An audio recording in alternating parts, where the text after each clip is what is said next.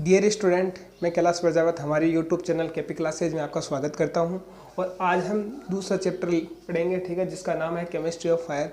और पहला चैप्टर हमने कंप्लीट कर लिया है, उसका नाम था क्लासिफिकेशन ऑफ फायर। और उसी से संबंधित आज ये भी बातें करेंगे कि आग एक रसायन विज्ञान है, ठीक है। तो इसमें हम जो सबसे पहला टॉपिक है वो हम पढ़ेंगे कि आग एक रासायनिक अभिक्रिया, ठीक है। तो आग एक रासायनिक अभिक्रिया, जैसा कि हमने पहले चैप्टर में आग की एक परिभाषा पढ़ी थी कि आग होती है एक रासायनिक अभिक्रिया जिसमें ताप, ईंधन और ऑक्सीजन सम्मिलित होते हैं, ठीक है। उसके बाद में देखो हम पढ़ेंगे कि ताप या फिर ऊष्मा क्या चीज़ होती है। उसके बारे में हम पढ़ेंगे कि ताप एक क्या होता है कि गतिज ऊर्जा होती है जो पदार्थ के परमाणुओं के द्वारा उत्पन्न या फिर उनकी गति के कारण उत्पन्न होती है, ठीक है। उसके बाद में ऊष्मा को मापने के हम पैमाने पढ़ेंगे, ठीक है। उसके बाद में तापमान के प्रभाव पढ़ेंगे कि किसी वस्तु को अगर हम गर्म करें या फिर तापमान देवें तो उसमें कौन कौन से प्रभाव उत्पन्न हो सकते हैं। उसके बाद में हम पढ़ेंगे थर्मोइलेक्ट्रिक प्रभाव। थर्मोइलेक्ट्रिक का मतलब होता है, थर्मो का मतलब होता है गर्म या फिर तापमान या फिर ऊष्मा देना, इलेक्ट्रिक का मतलब होता है बिजली। तो ऐसे पदार्थ जिसको गर्म करने पर उसमें बिजली उत्पन्न हो या फिर विद्युत उत्पन्न हो तो वो तत्व आएंगे थर्मोइलेक्ट्रिक प्रभाव के। उसके बाद में आता है ऊष्मीय प्रभाव। ऊष्मीय प्रभाव का मतलब है किसी भी वस्तु को गर्म करने पर उसमें होने वाले परिवर्तन, वही क्या कहलाएंगे, ऊष्मीय प्रभाव या फिर ऊष्मीय परिवर्तन। उसके बाद में मैं आपको पढ़ाऊंगा गैस का आयतनीय फैलाव, कि गैस या पदार्थों को अगर हम गर्म करेंगे तो उनमें कौन कौन से प्रसार होंगे या फिर कौन कौन से फैलाव होंगे, ठीक है। उसके बाद में मैं आपको पढ़ाऊंगा तापीय प्रसार, द्रवों, ठोसों और गैसों में, पदार्थ की तीनों अवस्थाओं के अंदर कि हम उनको अगर ताप देवें तो उनमें कौन कौन से प्रसार हो सकते हैं। उसके बाद में हम पढ़ेंगे कि ऊष्मा का स्थानांतरण, जैसा कि हमने पहले चैप्टर में पढ़ा था कि आग को फैलाने के सिद्धांत, वही इसमें पढ़ेंगे हम ऊष्मा के स्थानांतरण के सिद्धांत, जिसमें पहला सिद्धांत है संचालन, दूसरा संवहन, तीसरा है विकिरण, जिसको विस्तार से पढ़ेंगे। उसके बाद में आएगा आपके ज्वलनांक बिंदु, जिसको आप कहते हो फ्लैश पॉइंट। उसके बाद में आएगा प्रज्वलांक बिंदु, उसको कहते हैं फायर पॉइंट। और उसके बाद में आएगा स्वतः परिवर्तित दहन, ठीक है। उसके बाद में हम पढ़ेंगे दहन या फिर कंबक्शन क्या होता है, उसकी कौन कौन सी मूलभूत आवश्यकताएं होती हैं। उसके बाद में हम पढ़ेंगे कि कार्बन का दहन किस प्रकार से होता है। उसके बाद में आपके आएगा एक विस्फोटक पदार्थ, कि ऐसे पदार्थ जिससे क्या हो, विस्फोट हो, जिससे बहुत ज़्यादा मात्रा में ऊष्मा या फिर गर्मी या फिर प्रकाश उत्पन्न हो।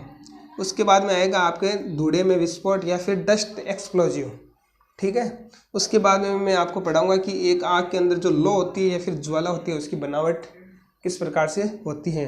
और अंत में जो इसका टॉपिक है वो है उल्टा झोंका या फिर बैक ड्राउट, ठीक है, वो भी हम पढ़ेंगे।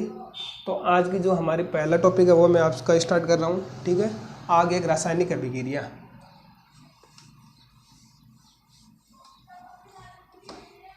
तो देखो आग एक रासायनिक अभिक्रिया होती है जिसमें बहुत सारे रासायनिक और भौतिक परिवर्तन उत्पन्न होते हैं। आग एक रासायनिक अभिक्रिया होती है जिसमें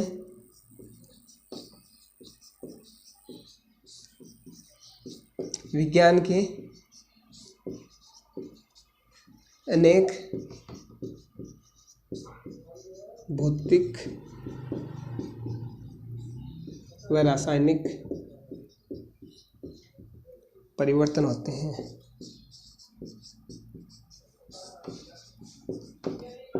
ठीक है। जैसे मान लो आपने अगर किसी भी वस्तु को जलाया, यहाँ पर उसको आग लगाई, जैसे मान लो यहाँ पर कुछ वस्तु रखी हुई है, ठीक है, यहाँ पर अगर आपने आग लगा दी तो आग लगाने के बाद में क्या होगा, इस वस्तु को क्या मिलेगा, तापमान मिलेगा, ऑक्सीजन मिलेगी, और यहाँ पर ईंधन रखा हुआ है। इस ईंधन में क्या होगा, जिससे आप आग लगाओगे तो अगर मान लो ये एक कोयले का टुकड़ा, तो ये धीरे धीरे किस में कन्वर्ट हो जाएगा, डस्ट में कन्वर्ट हो जाएगा, या फिर आप इसको कह सकते हो राख, ठीक है, वो एक पाउडर के रूप में कन्वर्ट हो जाएगा, ठीक है। इस प्रकार से उसके जो भौतिक परिवर्तन है उसमें क्या आ जाएगा, अंतर आ जाएगा, ठीक है। उसके बाद में देखो हम अगला चैप्टर आपको बताऊंगा कि ताप या फिर ऊष्मा, ठीक है, कि आग में क्या होता है, ताप होता है, ऊष्मा होती है, या फिर आप कहें तो हीट, ठीक है। तो सबसे पहली परिभाषा इसकी आपको लिखनी है कि ऊष्मा या फिर ताप, ताप या फिर ऊष्मा, या इसको आप कह सकते हो हीट, होती क्या है। जैसे मान लो किसी भी पदार्थ की अगर ताप या फिर हीट या फिर ऊष्मा की बात करें तो वो होती है उस पदार्थ के परमाणुओं द्वारा आपस में गति के कारण उत्पन्न ऊर्जा या फिर उसकी गतिज ऊर्जा कह सकते हो। ठीक है, तो आप यहाँ पर लिख सकते हो पदार्थ के परमाणुओं द्वारा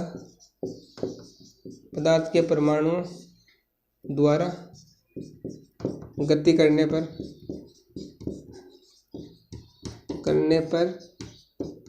उत्पन्न ऊर्जा या आप कह सकते हो गतिज ऊर्जा।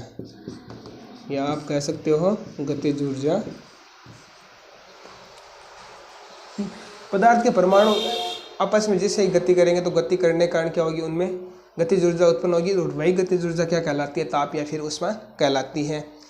ताप और ऊष्मा का जो मापने का पैमाना है या फिर आप कह सकते हो मापन किस में होता है, या फिर आप कह सकते हो मात्रक। ठीक है, इसका मापन होता है कैलोरी या BTU, इसको कह सकते हो आप ब्रिटिश थेयल यूनिट। ठीक है, या फिर आप इसको जूल में भी माप सकते हो। ठीक है, तो सामान्यतः इसके दो पैमाने काम में लिए जाते हैं, कैलोरी और BTU। ठीक है, अब अगर हम इन तीनों में अंतर संबंध की बात करें तो एक BTU बराबर होता है 252 कैलोरी, 252 कैलोरी, और एक कैलोरी बराबर होता है 4.18 जूल। ठीक है, तो ये आपको डाटा एग्जाम की दृष्टि से याद रखना है। ठीक है, अब इसकी अगली परिभाषा मैं आपको बताऊंगा तापमान। ये तो था ताप या फिर ऊष्मा, अब मैं आपको बताऊंगा कि तापमान क्या होता है।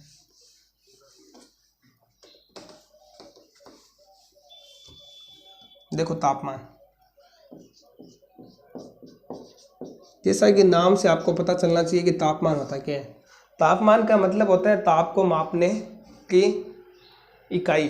ठीक है, तो ताप को मापने की जो भी इकाई होगी वही क्या कहलाएगी, तापमान कहलाएगी। अगर इसको परिभाषा में लिखें तो वह संख्या जो ताप के स्तर को बताए, ताप के स्तर को बताइए, तो वह संख्या क्या कहलाएगी, तापमान कहलाएगी।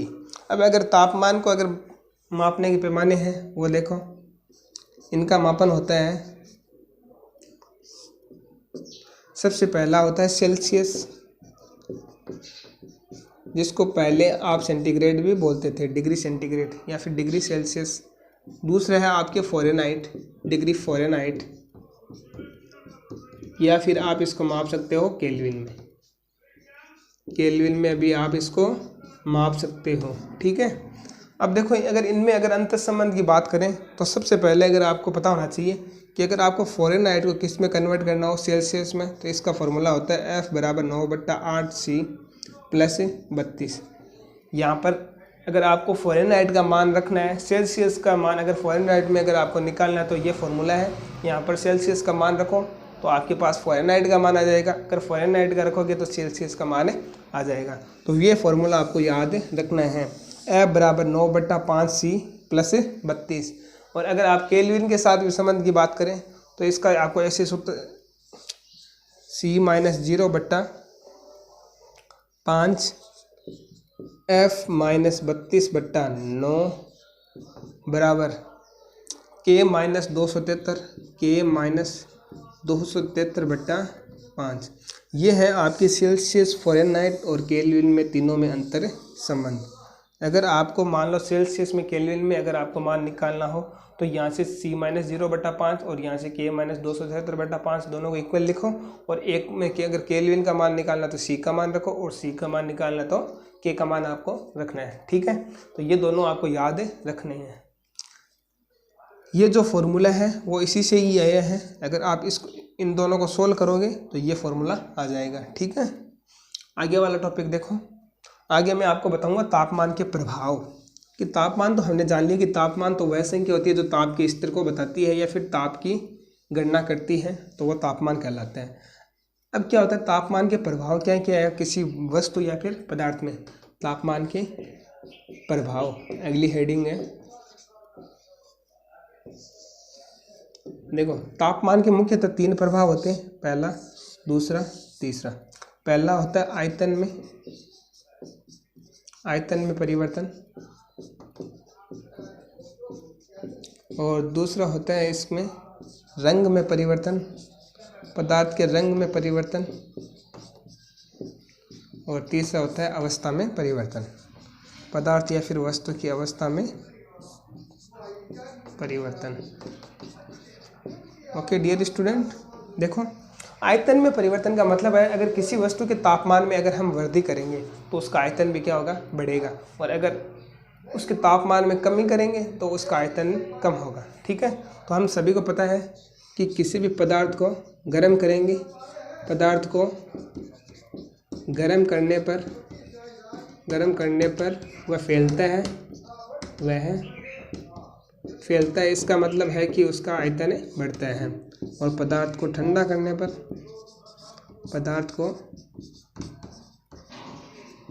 करने पर वह सिकुड़ता है या फिर उसका आयतन कम होता है। ठीक है, तो ये हो गए इसका आयतन में परिवर्तन। ठीक है, अगर आप तापमान को बढ़ाओगे तो आयतन बढ़ेगा, अगर तापमान को कम करोगे तो आयतन कम होगा। अगर आप इसका एग्जांपल ले तो मान लो जैसे बर्फ़ है, तो बर्फ़ को अगर आप गर्म करोगे तो उसका वो द्रव में चेंज हो जाएगा पानी में, और उसका आयतन बढ़ जाएगा। लेकिन जैसे ही आप पानी को तापमान को अगर कम करोगे, ठंडा करोगे और ज़्यादा, तो वह क्या हो जाएगी, ठोस अवस्था में या फिर बर्फ़ में कन्वर्ट हो जाएगी, और बर्फ़ में कन्वर्ट होने के बाद में उसका आयतन कम हो जाएगा या फिर वो पानी सिकुड़ जाएगा। ठीक है, अब है रंग में परिवर्तन। तो किसी भी वस्तु का अगर आप तापमान बढ़ाओगे तो उसमें रंग में क्या होता है, परिवर्तन होता है। आप लिख सकते हो, पदार्थ के तापमान बढ़ाने पर, पदार्थ को गर्म करने पर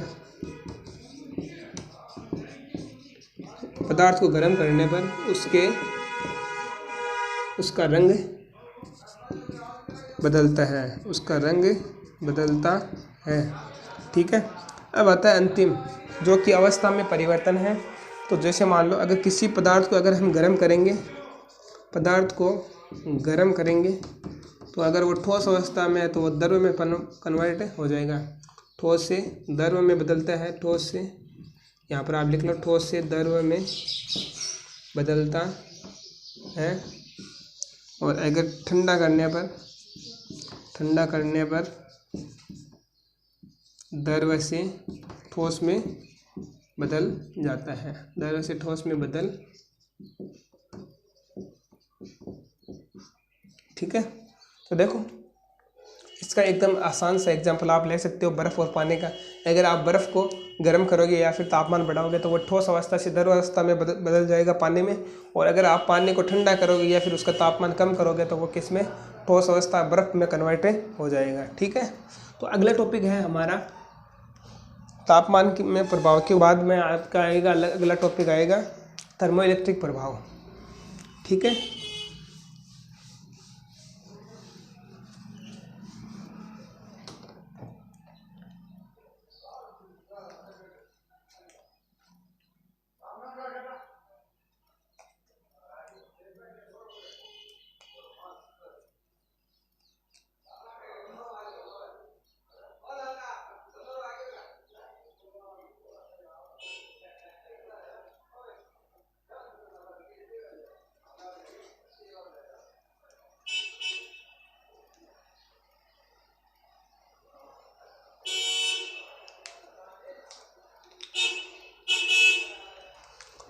अगला जो हमारा टॉपिक है वह है थर्मोइलेक्ट्रिक प्रभाव।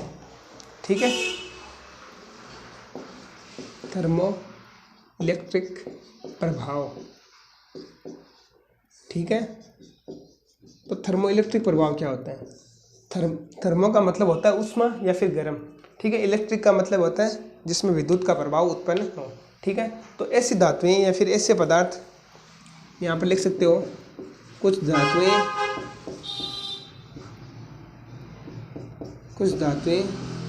जैसे यहाँ पर अगर आप एग्जाम्पल लिखना चाहो तो लोहा तांबा बिस्मिथ लोहा, तांबा, बिस्मिथ आदि को गर्म करने पर इनमें विद्युत उत्पन्न होती है। तो ये तत्व एक थर्मोइलेक्ट्रिक प्रभाव दर्शाते हैं। ठीक है, ये हो गया आपका थर्मोइलेक्ट्रिक प्रभाव। अगला है आपका थर्मल एक्सपेंशन या फिर ऊष्मीय प्रसार। तो अगला जो हमारा टॉपिक है वो क्या है? थर्मल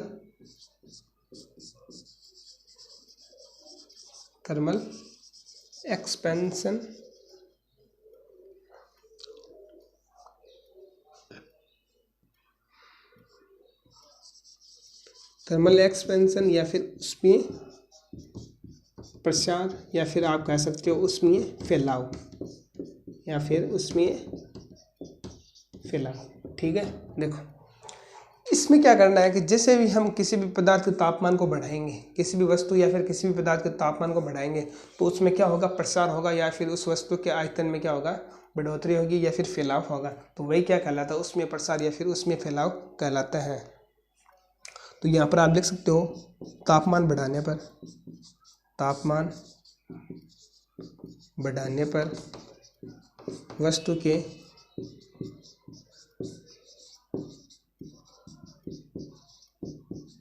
आकार में वृद्धि होती है। ठीक है, तो वृद्धि होती है तो ये क्या कहलाता है? जो वृद्धि होती है तो वो वस्तु के प्रत्येक आयाम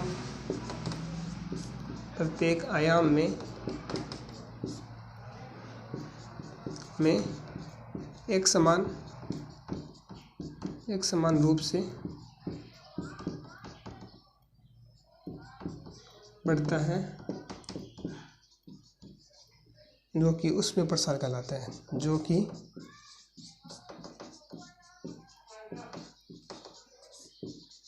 प्रसार कहलाता है। ठीक है, तो ये कहलाता है आपका थर्मल एक्सपेंशन। अगर आप इसका फॉर्मूला लिखना चाहें तो यहाँ पर आप लिख सकते हो। ठीक है, मैं यहाँ पर लिखवा रहा हूँ। इसका फॉर्मूला होता है जो फैलाव होता है ना या फिर प्रसार, किसके एक और होता है? ये होता है LCT, जहाँ पर L बराबर है वस्तु की मूल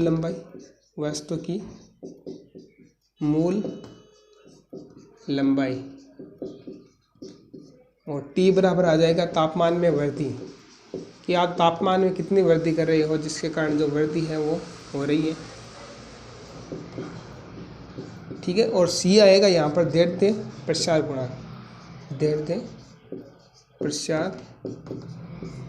गुणांक, और ये गुणांक किसके बराबर होता है? दैर्ध्य प्रसार गुणांक की अगर आपको परिभाषा पूछे तो आपको क्या बतानी है कि दैर्ध्य प्रसार गुणांक, अगर किसी छड़ का दैर्ध्य प्रसार गुणांक वह तापमान कहलाता है जिस 1 डिग्री तापमान बढ़ाने पर वस्तु के जो मूल लंबाई में वृद्धि होती है। तो मूल लंबाई और उसकी लंबाई में वृद्धि का जो अनुपात होता है वही क्या कहलाता है? दैर्ध्य प्रसार गुणांक कहलाता है। तो यहाँ पर आप लिख सकते हो, जैसे मान लो अगर आपको C बराबर पूछे तो 1 डिग्री ताप बढ़ाने पर वस्तु की मूल लंबाई व लंबाई में वृद्धि के अनुपात,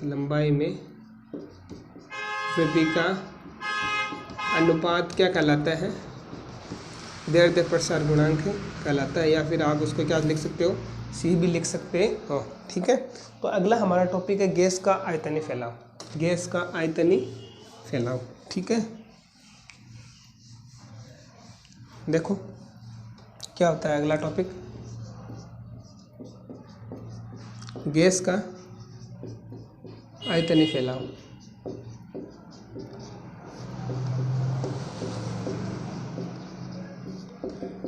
गैसीय पदार्थों में क्या होता है, जैसे हम किसी भी गैसीय पदार्थों का तापमान बढ़ाएंगे तो उनके आयतन में भी क्या होगी, वृद्धि होगी, और आयतन में वृद्धि होगी तो घनत्व क्या होगा, कम होगा। ठीक है, तो ये बात आपको ध्यान में रखनी है कि जैसे आप तापमान को बढ़ाओगे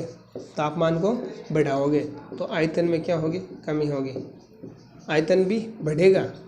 ताप बढ़ाओगे तो आयतन भी बढ़ेगा, लेकिन घनत्व में क्या होगी, कमी होगी, घनत्व में क्या होगी, कमी होगी। ठीक है, तो आप इसको एक शॉर्ट में भी आप लिख सकते हो। ठीक है, इसके बारे में आगे भी हम पढ़ेंगे।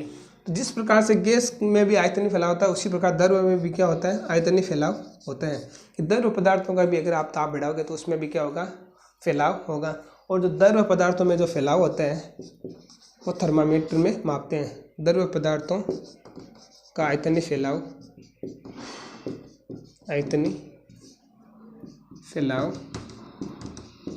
थर्मामीटर में मापते हैं, थर्मामीटर में मापते हैं। ओके, ठीक है। तो अगला हमारा टॉपिक है तापीय प्रसार। ठीक है, वो पढ़ेंगे। देखो वो भी इसी से रिलेटेड ही है। देखो आगे वाला टॉपिक तापीय प्रसार। जैसा कि मैंने आपको पहले बताया था कि तापीय प्रसार ठोसों, द्रवों और गैसों तीनों में होता है। क्योंकि अगर आप किसी भी पदार्थ की किसी भी अवस्था का अगर आप तापमान बढ़ाएंगे तो उसमें प्रसार जो होना जरूरी है। ठीक है, ओके। तो तापीय प्रसार में जो सबसे पहले हम पढ़ेंगे वो किसका पढ़ेंगे, ठोसों का। किसका पढ़ेंगे, ठोसों का। तो ठोसों में जो तापीय प्रसार होता है वो 3 तरीके से होता है। तो उसका अगर हम पहला देखें तो रेखीय प्रसार, ठीक है। दूसरा होता है इसका क्षेत्रीय प्रसार,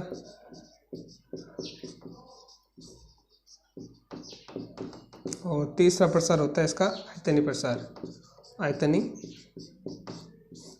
प्रसार। ठीक है, देखो कि किसी प्राय सभी ठोस गर्म होने पर फैलते हैं और ठंडा करने पर सिकुड़ते हैं। हम पता है हमें सारा को। तो रेखीय प्रसार क्या होता है कि अगर किसी भी छड़ के तापमान में वृद्धि करने पर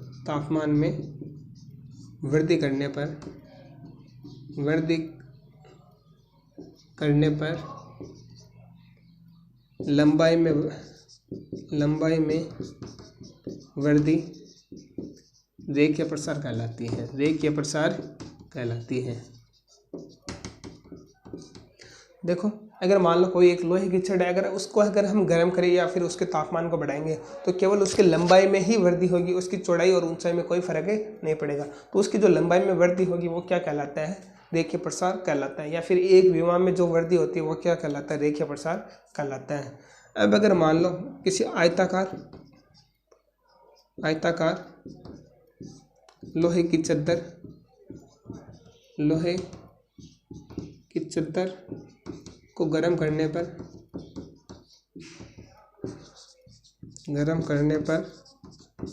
उसकी लंबाई और चौड़ाई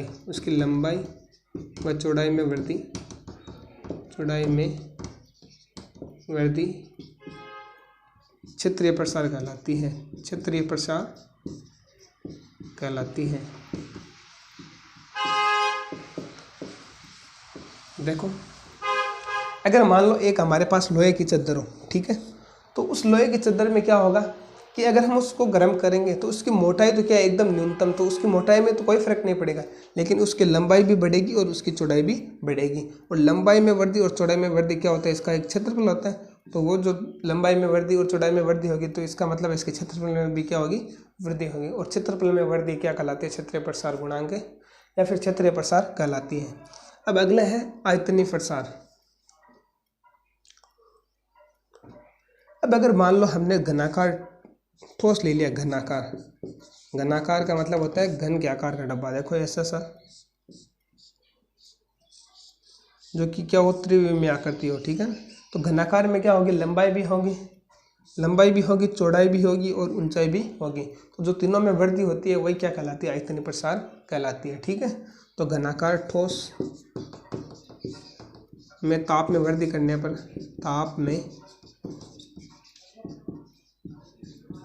करने पर उसकी लंबाई, चौड़ाई व ऊंचाई, उसकी लंबाई, चौड़ाई ऊंचाई में वृद्धि आयतनीय प्रसार कहलाता है। आयतनीय प्रसार कहलाता है। ठीक है, ये हो गया आपका तापीय प्रसार किसमें, ठोसों में। तो अब हम पढ़ेंगे कि आयतनीय ये जो तापीय प्रसार होता है वो द्रव्यों में किस प्रकार से होता है, क्योंकि ठोस पदार्थ में क्या होती है, आकार और आकृति दोनों निश्चित होती है, जिस कारण से इनमें तीनों रेखीय, क्षेत्रीय और आयतनीय तीनों प्रसार होते हैं। अब हम दूसरा जो पढ़ेंगे वो है द्रव्यों में आयतनीय प्रसार।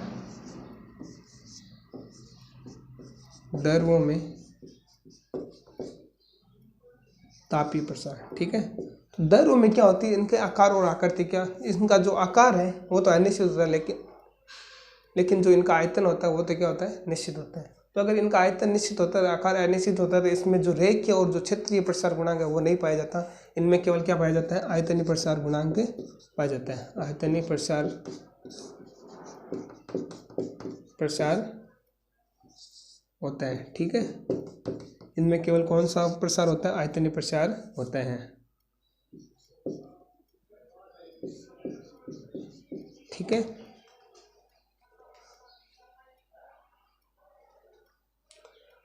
अब अगर तीसरा आता है आपके, कहने का मतलब है द्रव पदार्थों में अगर आप ताप में वृद्धि करोगे तो इनकी लंबाई चौड़ाई आयतन में कुल मिलाकर के इनका जो आयतन होगा ना उसमें क्या होगी, वृद्धि होगी, और इनका घनत्व क्या हो जाएगा, कम हो जाएगा। ठीक है, अब हम पढ़ेंगे गैसों में। गैसों में तापीय प्रसार, तो गैसों में भी इसकी समान ही है। तो इसमें भी देखो इसकी आकार है वो क्या होता है, अनिश्चित होता है, लेकिन इसका जो आयतन होता है वो भी क्या होता है, इसका अनिश्चित होता है। तो यहाँ पर क्या होगा, केवल यहाँ पर भी क्या होगा, आयतनीय प्रसार होगा। आयतनीय प्रसार से मतलब है कि अगर आप गैसों के तापमान में वृद्धि करोगे तो इनके आयतन में भी क्या होगी, वृद्धि होगी। ठीक है,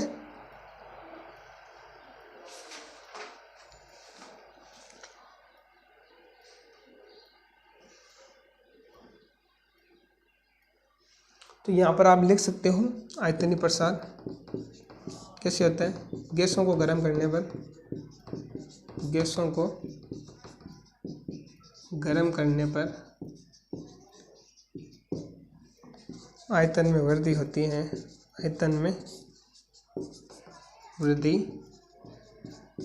होती है और इसके कारण क्या होता है, घनत्व कम हो जाता है या फिर घनत्व में अंतर आ जाता है। ठीक है, ये हो गया आपका तापीय प्रसार। ठीक है, अब गैसों में जो आयतनीय प्रसार होता है, तो गैसों में जो तापीय प्रसार के कारण दो जो वैज्ञानिक हैं उन्होंने दो नियम दिए थे, वो भी आपको यहाँ पर पढ़ना बहुत ही जरूरी है। तो वो मैं आपको बता रहा हूँ। इस गैसों से संबंधित जो पहला आपको नियम दिया था वो था बॉयल का नियम। बॉयल का नियम ये ताप और इसके जो आयतनीय प्रसार है ना उसी से संबंधित है। ठीक है, तो बॉयल का नियम, बॉयल का नियम देखो इसकी परिभाषा क्या होगी, तो यह आपको ध्यान में रखना है क्योंकि एग्जाम की दृष्टि से ये बहुत ही महत्वपूर्ण है। स्थिर ताप पर क्या होता है, इसमें ताप जो होगा वो स्थिर होगा। स्थिर ताप पर किसी गैसीय पदार्थ का, किसी गैसीय पदार्थ या फिर किसी गैस का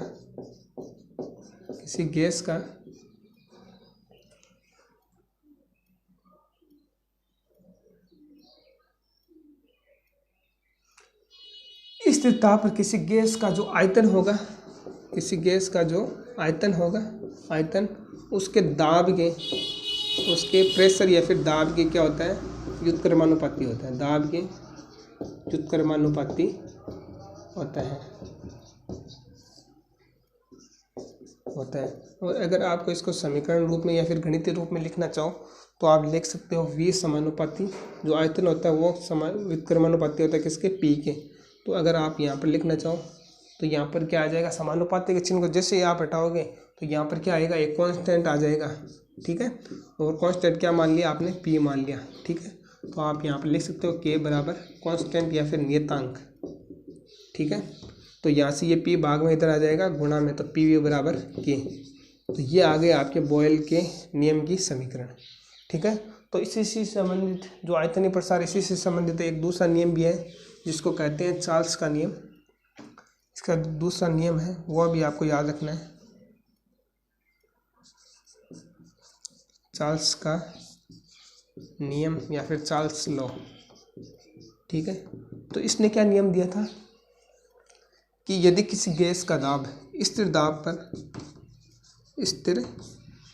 दाब पर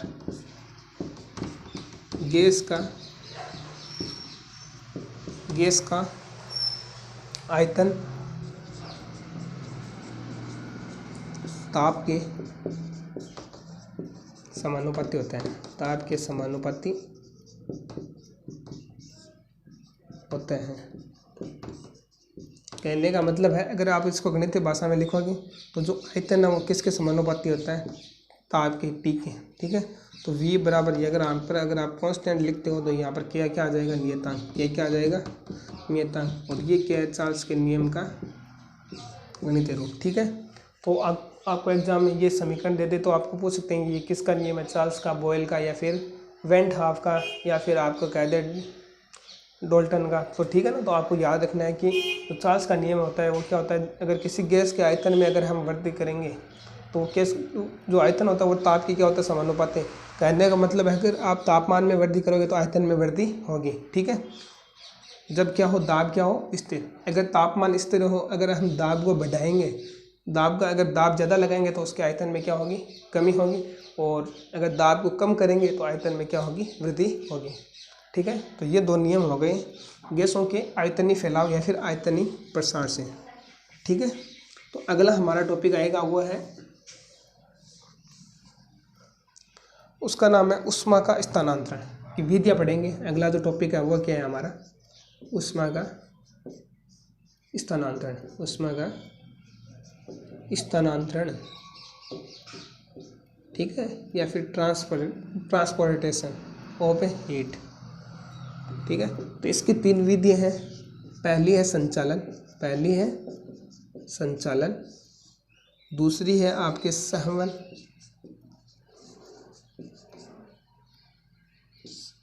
और तीसरी है आपके विकिरण। ठीक है, तीनों को एक साथ पढ़ा रहा हूँ। ठीक है, तो आपको तीनों को एक साथ ही पढ़ना है, तीनों को एक साथ ही याद रखना है। तीनों को अगर इंग्लिश में बात करें तो इसको तो कहते हैं कंडक्शन,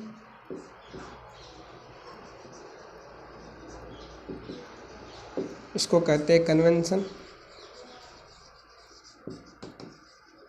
और इसको कहते हैं रेडिएशन।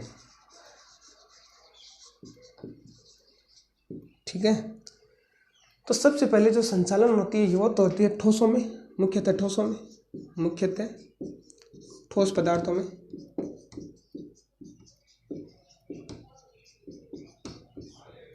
और ये विधि होती है द्रव पदार्थों में, और ये होती है आपके गैसीय पदार्थों में,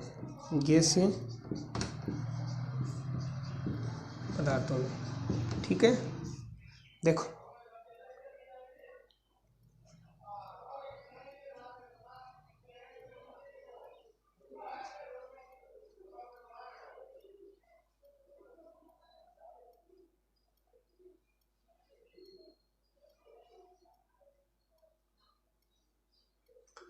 देखो संचालन विधि में क्या होता है, मुख्यतः ठोस पदार्थों में होती है।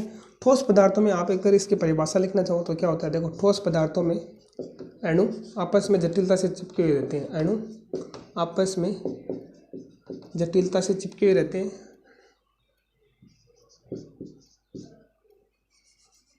अणु आपस में जटिलता से जुड़े रहते हैं।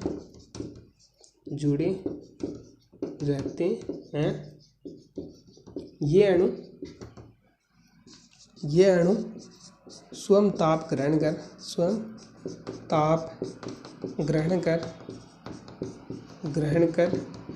अगले अणु को ताप स्थानांतरित करते हैं। स्थानांतरित करते हैं। ठीक है, तो ये हो गई इसकी संचालन विधि। मतलब संचालन का मतलब होता है एक अणु ताप को ग्रहण करते हैं, उसके बाद में वो ताप अगले वाले जो अभी अणु होता है उसको स्थानांतरित या फिर ट्रांसफ़र कर देते हैं। जैसे मान लो एक लोहे की छड़ है, यहाँ पर एक ही के आपके सामने लोहे की छड़, अगर आप इस सिरे को गर्म करोगे तो यहाँ पर जो अणु होंगे वो क्या होंगे, ताप को ग्रहण करते जाएंगे, और ये अणु आगे से आगे स्थानांतरित करते जाएंगे। ऐसे करके ये ताप है उसमें है वो कहाँ पर आ जाएगी, दूसरे सिरे पर आ जाएगी। तो ये दूसरा सिरा भी क्या हो जाएगा, गर्म हो जाएगा। तो ये विधि कौन सी हो गई? संचालन विधि हो गई। ठीक है, तो दूसरी विधि है आपकी कन्वेंशन। तो कन्वेंशन जो संवहन विधि है वो किस में होती है? द्रव्य पदार्थों में।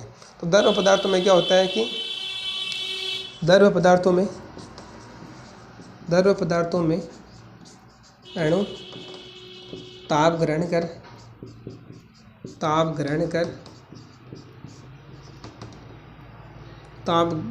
कर ठंडे स्थान पर चले जाते हैं, चले जाते हैं और उनकी जगह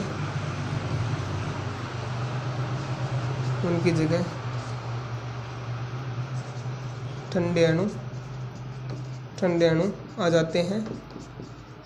जाते हैं। इस प्रकार से क्या होता है?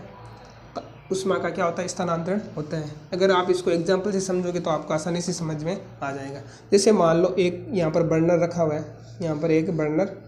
है, जिससे आग लगाई हुई है। यहाँ पर क्या हुआ है? एक जो भी है बर्तन या फिर बीकर में पानी गर्म किया जा रहा है। तो देखो इसमें होता क्या है, जैसे यहाँ पर अगर मान लो यहाँ पर हीट ऊष्मा आएगी तो यहाँ पर का जो पानी होगा वो गर्म होगा। तो यहाँ पर गर्म होने के बाद में ये जो जल के अणु है वो ऊपर चले जाएंगे और यहाँ के जो ठंडे जल के अणु है वो क्या आ जाएंगे? नीचे आ जाएंगे। इस प्रकार से क्या होगा? ऊष्मा का स्थानांतरण होगा और धीरे धीरे ये पूरा जल गर्म हो जाएगा। तो इस प्रकार से इस विधि में क्या होता है कि अणु है ना, अगले वाले अणु को स्थानांतरित नहीं करते बल्कि उसकी जगह खुद जाते हैं, ऊष्मा का खुद चल करके क्या करते हैं? ऊष्मा का स्थानांतरण करते हैं। तो इस प्रकार से ये संवहन विधि किस में पाई जाती है? द्रव्य पदार्थों में पाई जाती है। ठीक है, तो द्रव्य पदार्थों में अणु ताप ग्रहण करने के बाद ठंडे स्थान पर चले जाते हैं तो उनकी जगह ठंडे अणु आ जाते हैं और ये वापस गर्म होकर के वापस पुनः ऊपर चले जाते हैं। और वैसे भी हमें पता है कि जो गर्म अणु होते हैं या फिर गर्म पदार्थ होते हैं वो ऊपर की तरफ उठते हैं। ठीक है, तो तीसरी विधि है वो है रेडिएशन या फिर विकिरण विधि, जो कि किस में पाई जाती है? गैसीय पदार्थों में पाई जाती है। देखो इस विधि में क्या होता है, यहाँ पर अगर आप लिखना चाहो तो यहाँ पर लिख लो। इस विधि में ऊष्मा का स्थानांतरण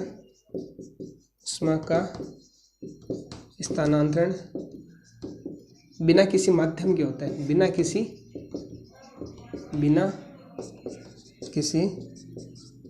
माध्यम के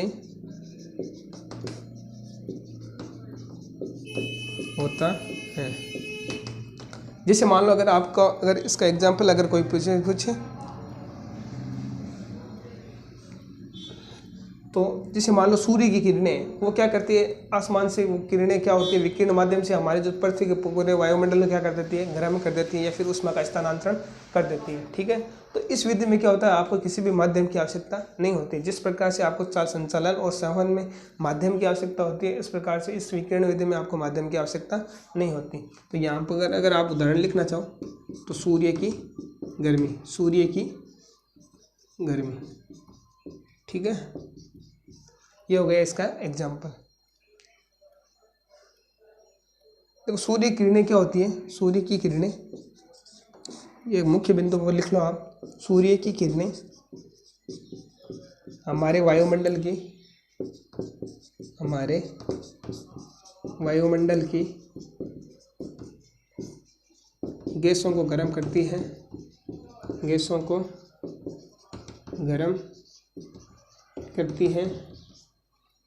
जो गर्म होकर ऊपर की ओर उठती है, ऊपर की ओर जाकर संपूर्ण वातावरण को गर्म करती है, संपूर्ण वातावरण को गर्म करती है। ठीक है, तो जो सूर्य की किरणें होती है वो जो हमारे वायुमंडल की गैसों पर क्या आती है? गर्मी या फिर ऊष्मा का स्थानांतरण करती है और ये जो गैसें हमारे वायुमंडल के चारों ओर फैल करके क्या करती है? इस वातावरण को गर्म करती है। ठीक है, तो ये हो गई ऊष्मा स्थानांतरण की 3 विधियाँ, जिसमें मैंने आपको पहले बताई थी संचालन, दूसरी संवहन, तीसरी है विकिरण। संचालन में तो क्या होता है कि अणु स्वयं ताप ग्रहण करके अगले वाले अणु को ताप स्थानांतरित करते हैं और संवहन में क्या होते हैं? अणु गर्म होकर के ऊपर की तरफ जाते हैं तथा उनकी जगह ठंडे अणु आ जाते हैं और वापस वो गर्म होकर के ऊपर की तरफ चले जाते हैं। इस प्रकार से ऊष्मा का स्थानांतरण होता है। और जो विकिरण विधि है, विकिरण विधि में क्या होती है, सूर्य की किरणें सीधे बिना किसी माध्यम के ताप का स्थानांतरण करती है और हमारे जो वातावरण को क्या करती है, गर्म करती है। तो साथियों, इसका जो अगला पार्ट है उसमें हम बाकी का जो विवरण है वो पढ़ेंगे। ठीक है, तो सभी को धन्यवाद, थैंक यू सो मच। आज की क्लास यहीं पर ख़त्म होती है हमारी। ठीक है।